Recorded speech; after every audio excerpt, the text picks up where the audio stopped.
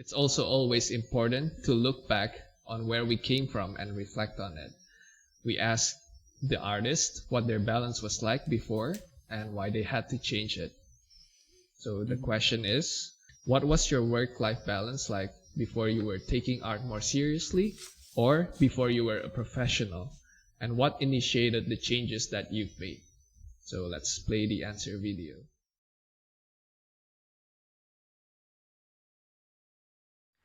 I think my work-life balance used to be quite bad, and it's still something that I have a lot of room to improve on. But the thing that's initiated changes for me would probably be burning out from not allowing myself to take a proper break, realizing that a lot of the personal work I was doing was not actually fulfilling me in the way that it should. And I was kind of, whenever I wanted to do art, I would just be doing lots of random, unconnected sketches and not feeling very inspired, rather than maybe working on a bigger project that maybe I was more passionate about. And of course, you shouldn't need to feel inspired or motivated every time you work. And chasing that kind of emotion is not very productive to long term improvement. But I do think it's really important to have some kind of input so you're not just kind of making the same work over and over. I think that's why it's important to have something like maybe reading or going somewhere you haven't been to before. It would change with each person, but so that you can have that input. That, and also art is my passion and career, but there are so many other things that I love and love spending time on, and really, I think living is important too. To be honest, I don't really remember. I've set my mind to work hard so I could reach that work-life balance for as long as I could remember. Before I made any money from this, I usually work or slash practice. You may be 4 to 8 hours a day, sometimes 10 if I really feel like doing it. And I don't really feel any issues with my health back then because maybe because I'm younger, of course. And when I start making money from freelance work or smaller jobs, I usually work 10 hours minimum. And also because seeing my friends getting better and better and better every day, I work 10 hours minimum a day, but not every day because I still have studies and I kind of sacrificed it for pursuing art. Things started to initiate some change and go real crazy when I got my day job I currently have. The plus is I got better at managing time because I had to do freelance job after getting back home.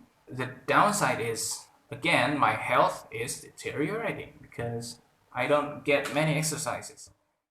So my work-life balance before I was a professional was very lazy. I was very, very lazy back in university. But it was at the moment where a teacher told me that if I'm lazy in that shit university I was back in Portugal, then I'll be lazy anywhere. It's not like if I went to another school, it would completely change me. No, the problem was in me, not in the school. And even in that shitty school, like I could have done way better. I could have learned way more. So at that moment, I understood that all the responsibility was in me. The only person I had to blame was myself, and it was on the last year of university, the third one. I was around 20 years old, I believe, and I owe a lot to that teacher, to that moment. Not only him, also my father and a lot of other figures in my life. And then I started to put way more effort, which allowed me to develop certain mind discipline that I still until today I struggle, but it gets easier with time to not fall back to laziness. But until today, I struggle a lot because at the end of the day, it was 20 years of that type of life of contemplation and laziness, and that's fine there for me. Before I was a professional, my work-life balance didn't exist. I would attend classes in college, then go home to work on the assignments. Then, on top of that, do my own studies and projects to make up for what they weren't teaching in classes. At least once or twice a week, I didn't sleep, and most other nights I only got 4 hours of sleep. Not recommended, not healthy. Things slightly improved after I got my first job, except that when I started, the studio was crunching. So I was working late hours too, sometimes until midnight. Then I would go home to work on my own art because I felt that I had to keep doing more work. It was only after a few years that I started balancing things more. All right. Oh, that was a great range of answers. There's just so Yeah. much to talk about, and of course, let's just start off with our own answers first. So Ken, what was your work and life balance like actually before you were a professional? Well, before I was a professional, I was studying at FZD, right? And it was honestly the most exhausting 1 year that I've experienced in my life.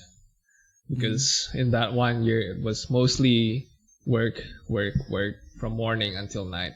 And we only got like 5 to 6 hours of sleep every day for almost a year. And I wouldn't repeat it again, especially now that I'm married. But before FZD, I was also studying at a college in the United States. And I don't think I utilized my time properly there. I was quite lazy, and a lot of my time was spent just playing games because it's a lot more accessible in the US. And then, yeah, what made me change my balance is, I must say, it's by being in a relationship and then also getting married. So instead of pursuing my career like crazy, my priority is now, my priority is being a good husband and also living a balanced lifestyle for myself and also for my wife and my family. Yeah.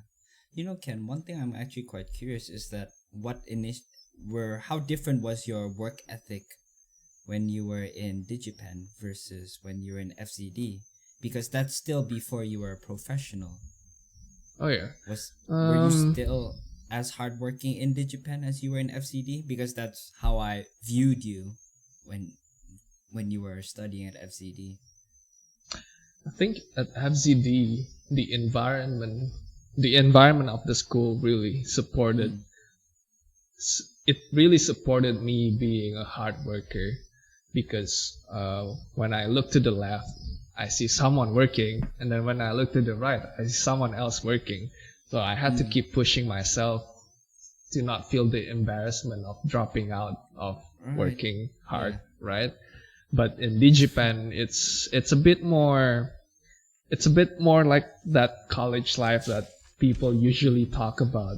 You know, it's not as intense because at FZD, the knowledge is crammed into 1 year. It's one compact year. But back in my Digipen days, it's a typical college length, so 4 years. So it's not as hectic. Yeah. But I do think that actually leads to an interesting point, which is your environment actually playing an impact on how you have changed as a person.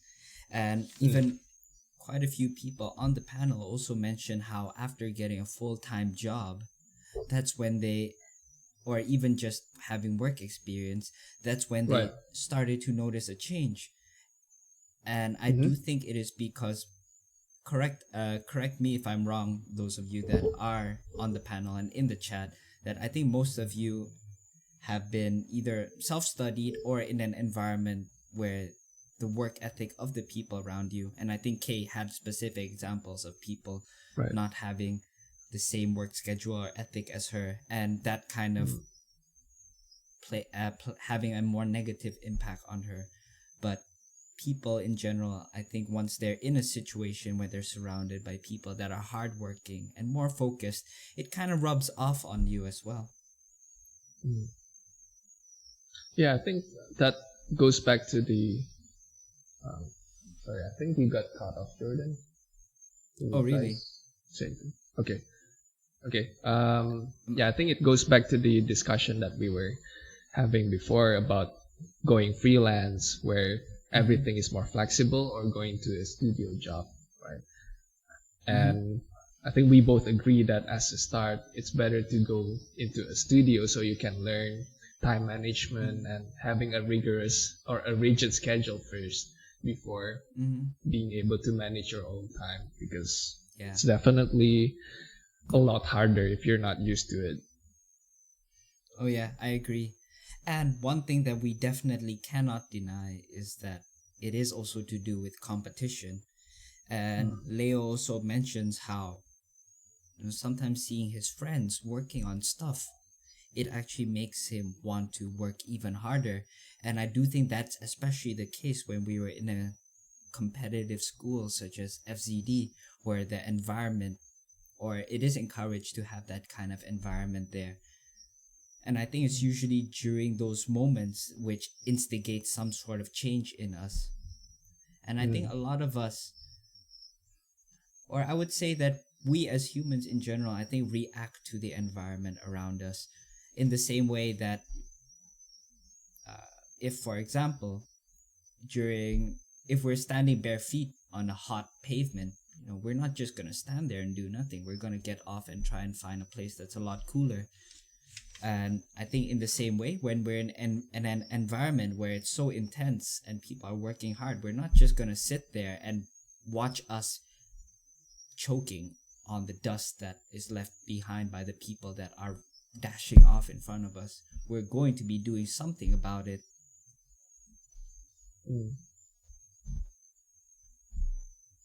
And I do think that it can be a good thing, but at the same time, this is where I think Kay makes a great point, where I don't think chasing emotions, and I do think competition breeds a certain level of anxiety, which is not necessarily a bad thing. That's not what I'm saying at all. But I do think that if that is the only thing that we can harness or motivate us to actually work hard, I do think it can be quite dangerous, because let's face it, we will have some situations in our life where we don't have anyone around us. No one is looking, no one is holding us accountable. So maybe it goes back to that whole example of working at home alone, freelancing. Who's going to be the one monitoring us or holding us to a higher standard? Yeah, and I don't. It's definitely all about self-discipline and being aware of your own habits and preferences. And as Kay mentioned, a really good point is it's to be aware of maybe the work environment that makes you thrive. So if you thrive better when listening to music, then do that. So it helps you to produce something better. If it helps you focus, then do that as well. Yeah. And Silva actually also makes an interesting point when he talks about his teacher saying that if he's lazy at this school, then he'll be lazy everywhere else.